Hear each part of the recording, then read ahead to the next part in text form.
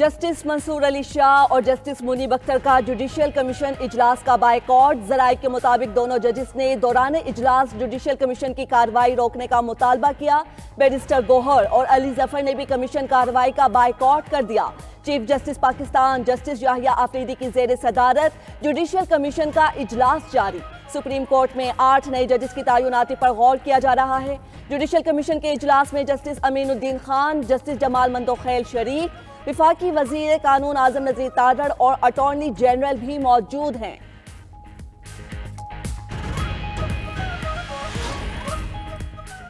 Justice Mansoor Ali Shah और justice Munib Akhtar ने judicial commission इजलास का बायकॉट किया है। चेयरमैन पीटीआई बैरिस्टर गोहर की तस्दीक। मीडिया से गुफ्तगू में कहा, हमने दोनों जजिस के मौकिफ की हिमायत की है।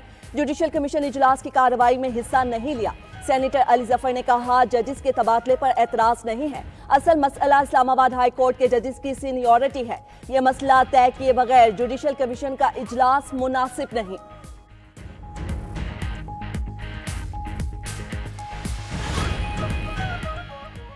जुडिशियल कमीशन इजलास के खिलाफ आल पाकिस्तान वुकला एक्शन कमेटी का एहतजाज। रेड जोन में दाखिले की इजाजत न मिलने पर वुकला ने श्रीनगर हाईवे ब्लॉक कर दी। सरीना चौक में पुलिस और वुकला में तसादुम, हाथापाई और धक्कम पेल हुई। पुलिस की भारी नफरी ने वुकला को पीछे धकेल दिया। वुकला के जाने के बाद सरीना चौक श्रीनगर हाईवे ट्रैफिक के लिए खुल गया। वुकला के मुंतशिर होने पर डी चौक पर भी ट्रैफिक की रवानी बहाल हो गई। उधर वुकला की 6 नुमाइंदा तंजीमों ने वुकला ग्रुप की हड़ताल मुस्तरद कर दी। मुश्तरका एलामिये में लिखा कि वुकला में कुछ सियासी धड़े मजमूम मकासिद और सियासी एजेंडे के लिए तकसीम पैदा कर रहे हैं।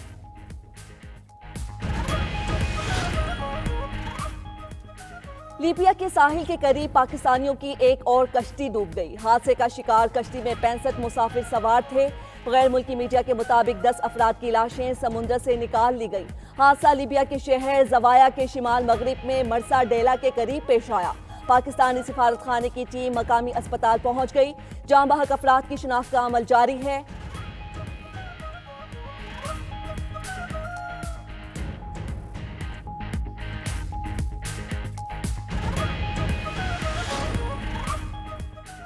वज़ीर आज़म शहबाज शरीफ 2 रोज़ा दौरे पर मुत्तहिदा अरब अमारात रवाना। तर्जुमान दफ्तर खारजा के मुताबिक वज़ीर आज़म दुबई में वर्ल्ड गवर्नमेंट समिट में शिरकत और खिताब करेंगे।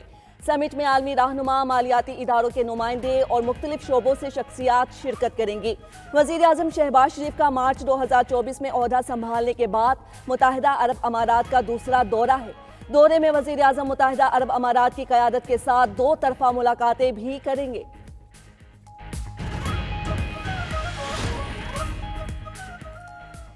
सदर ममलकत आसिफ जरदारी पुर्तगाल के दारुल हुकूमत लज़्मिन पहुंच गए। सदर ममलकत प्रिंस रहीम आगा खान से उनके वालिद प्रिंस करीम आगा खान की वफात पर इजहार अफसोस करेंगे। इससे पहले पुर्तगाल जाते हुए सदर ममलकत आसिफ जरदारी का तुर्की में मुख्तसर क़याम। इस्तांबुल एयरपोर्ट पर तुर्क हममंसब रजब तैयब उर्दवान से मुलाकात हुई। दोनों सदूर का मुलाकात में 2 तरफ़ा ताल्लुकात और बाहमी दिलचस्पी के उमूर पर तबादला ख्याल। दोनों सदूर के दरमियान खुशगवार जुमलों का तबादला हुआ। तुर्क हुकाम का कहना है, सदर रजब तैयब उर्दवान रवां हफ्ते पाकिस्तान, मलेशिया और इंडोनेशिया का दौरा करेंगे। डी रेल ना किया जाता तो आज पाकिस्तान कहीं आगे होता। अल्लाह ने तेजी से गड्ढे में गिरते मुल्क और कौम को बचा लिया। मुस्लिम लीग नून आती है तो मुल्क में तरक्की आती है। सदर मुस्लिम लीग नून नवाज शरीफ की मुलाकात के लिए आए। पंजाब असम्बली के अरकान से गुफ्तगू। बोले, जिंदगी में बहुत उतार चढ़ाव देखे हैं। 1990 का सफर जारी रहता तो पाकिस्तान तरक्की के सफर में आज कहीं आगे खड़ा होता। महंगाई में कमी से आवाम को सुख का कुछ सांस आया है। पॉलिसी रेट 22 से कम होकर 12% पर आना मुआशी बेहतरी की अलामत है। शहबाज शरीफ बहुत मेहनत कर रहे हैं। लाहौर और पंजाब में बहुत अरसे बाद अवाम में खुशी और इत्मीनान नजर आ रहा है। वजीर आला पंजाब मरियम नवाज बोली, नवाज शरीफ पाकिस्तान की तरक्की का नाम है। विफाकी वजीर कानून आजम नजीर तारड़ ने पीका तरमीमी एक्ट पर नजरसानी का इंडिया दे दिया। कहते हैं, दाखिला इतलात की वजारतें स्टेक होल्डर्स के साथ बातचीत कर रही हैं। कानून में तब्दीली करना पार्लियामान का इख्तियार है। सब किसी बात पर मुत्तफिक हुए तो कानून को दोबारा देखा जा सकता है। दूसरी तरफ सिंध हाई कोर्ट में पीका तरमीमी एक्ट के खिलाफ दायर दरखास्त पर समाअत। अदालत ने विफाकी हुकूमत को नोटिस जारी कर दिए। हुकूमत को 2 हफ्ते में दरखास्त में उठाए गए निकात का जवाब जमा कराने की हिदायत। لاہور ہائی کورٹ نے بھی پیکا ترمیمی ایکٹ کے خلاف درخواست پر حکومت سے جواب طلب کر لیا۔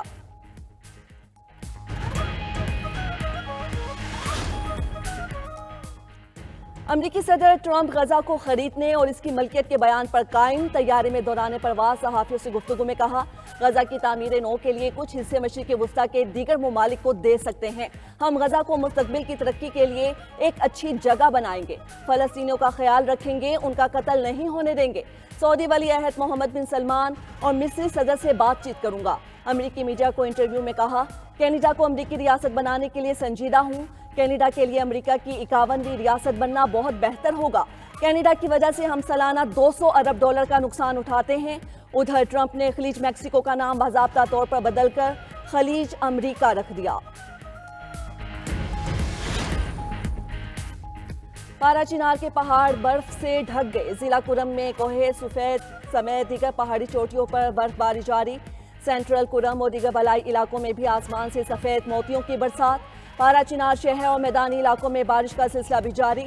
وادی میں درجہ حرارت -3 ڈگری تک گر گیا۔ محکمہ موسمیات کی چترال، دیر سوات، شانگلہ بٹگرام میں بھی برف باری کی پیش گوئی۔ کوئٹہ، زیارت، پشین، قلعہ عبداللہ میں بارش اور برف باری متوقع۔ محکمہ موسمیات کے مطابق راولپنڈی اور جہلم میں ہلکی بارش ہوگی۔ بانی پی ٹی آئی کے الزامات سیاسی عدم استحکام کو ہوا دینے کی مہم کا حصہ ہیں۔ بانی پی ٹی آئی کے کھلے خط پر سندھ کے سینئر وزیر شرجیل انعام میمن کا رد عمل بولے، ججز کے حوالے سے بانی پی ٹی آئی کے الزامات گمراہ کن ہیں۔ وہ خود 2018 میں الیکٹورل انجینئرنگ سے برسر اقتدار آئے۔ بانی پی ٹی آئی نے اپنے دور اقتدار میں ثاقب نثار کو استعمال کیا۔ بانی پی ٹی آئی اور ثاقب نثار کے گٹھ جوڑ کو عوام آج تک نہیں بھولی۔ عوامی حمایت کھونے کے بعد بانی چیئرمین جمہوری عمل کو بدنام کرنے کی کوشش کر رہے ہیں۔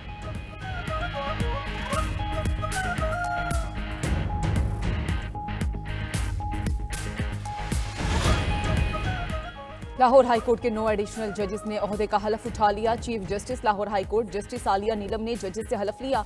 Justice Khalid Ishaq, justice Hasan Nawaz Makhdoom, justice Malik Waqar Haider Awan نے حلف اٹھایا۔ Justice Sardar Akbar Ali Dogar, justice Malik Javed Iqbal, justice Syed Ahsan Raza Kazmi, justice Jawad Zafar شامل، جسٹس ملک اویس خالد، جسٹس سلطان محمود نے بھی ایڈیشنل جج لاہور ہائی کورٹ کا حلف اٹھایا۔ دوسری جانب لاہور ہائی کورٹ میں مزید 4 ایڈیشنل ججز کی تقرری کا فیصلہ، جوڈیشل کمیشن نے 13 فروری تک نام طلب کر لیے۔